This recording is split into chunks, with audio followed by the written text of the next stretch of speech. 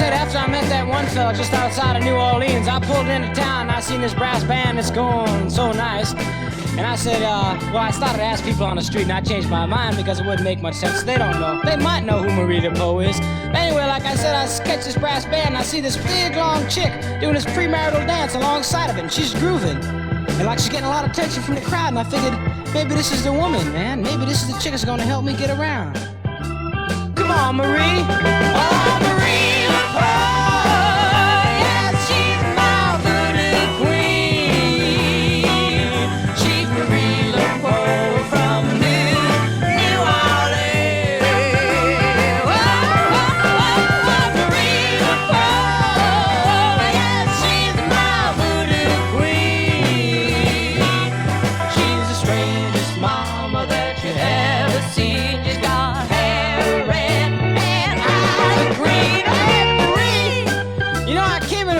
This morning, all red, ragged, and beaten. My mama was sitting at the kitchen table and she couldn't even eat. She said to me, where you been, baby? I said I was uptown, downtown, not putting down all those people that are down. She said, well, that's good for you, but what about for me? I got really freaked out at this time, you know. I said, well, I'm sorry. You know, she shrugged her shoulder. I went upstairs. I laid down on my bed and stared at those cracks in the ceiling over my head. I lit a cigarette and I figured, you know, I can't say anything more to my woman. She just ain't gonna talk to me. I'm gonna have to see Marie Peau. I know she won't like that either, but she don't know. Go see that baby, the only one that's gonna take me in. Oh, come on, Marie. I go all the way down to New Orleans for you.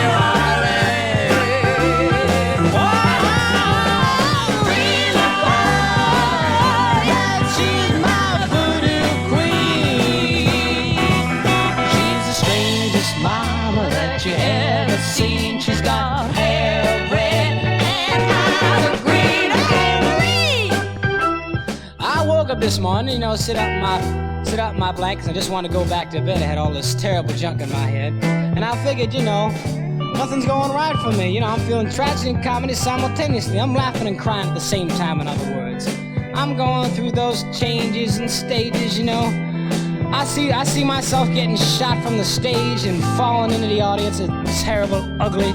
Then I get another one in my head about all these bricks falling all over me. Then there's that third one, which is just a complete freak out about Los Angeles, New York, and San Francisco all going down. But there is a magic thing about San Francisco. It isn't going to go down too much because it's going to come back up. But it's going to be Atlantis when it comes back up. And there's going to be all those good people saved, like the people in the band and all the nice people in the studio that are smiling at me right now, and the man behind the glass.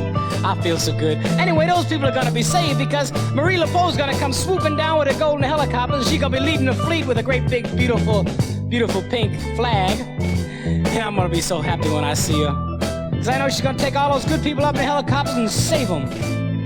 Gonna go see. You know, but if I don't get to arrange all this, you know, because she's awfully busy, her office is always full, you never get an appointment, I'll have to catch her on the street, you know. And if I do catch her on the street, well, let me tell you what she looks like. She's about 6'2", you know, and she's like sleeping on the ceiling, and she's got these things hanging down from her ears and things painted all over her face and amulets around her neck. And oh, but the first thing she says to you when you see her is, what sign are you? And she said, you said Pisces, and she says, oh. Before you know it, you're on your back in the rack and everything's going just fine. You know, she's gonna take care of your head. Come on, Marie. Oh.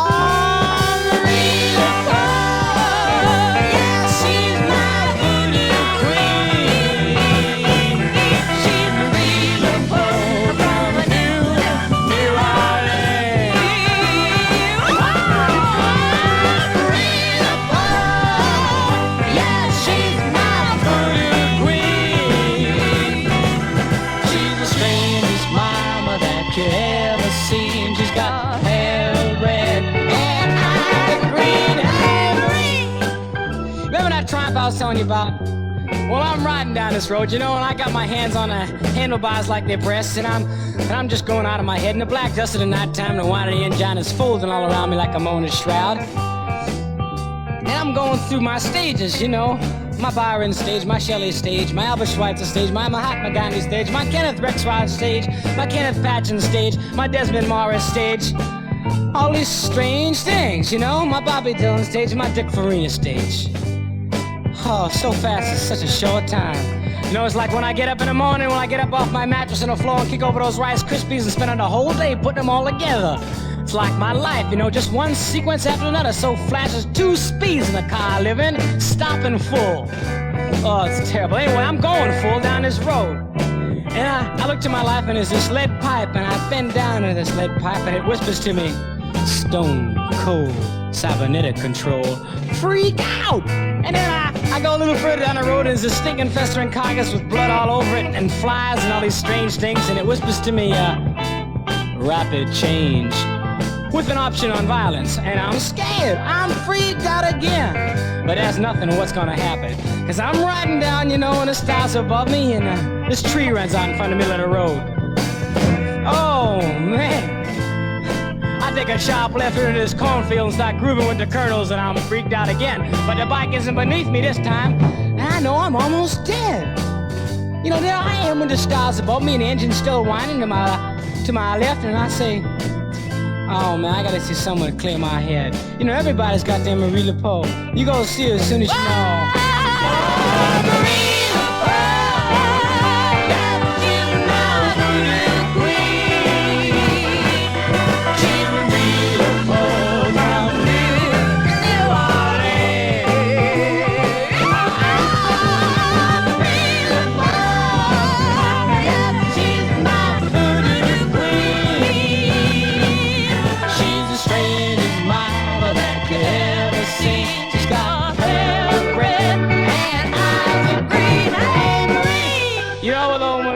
Start rapping on your head, it's gonna be so strange, so heavy.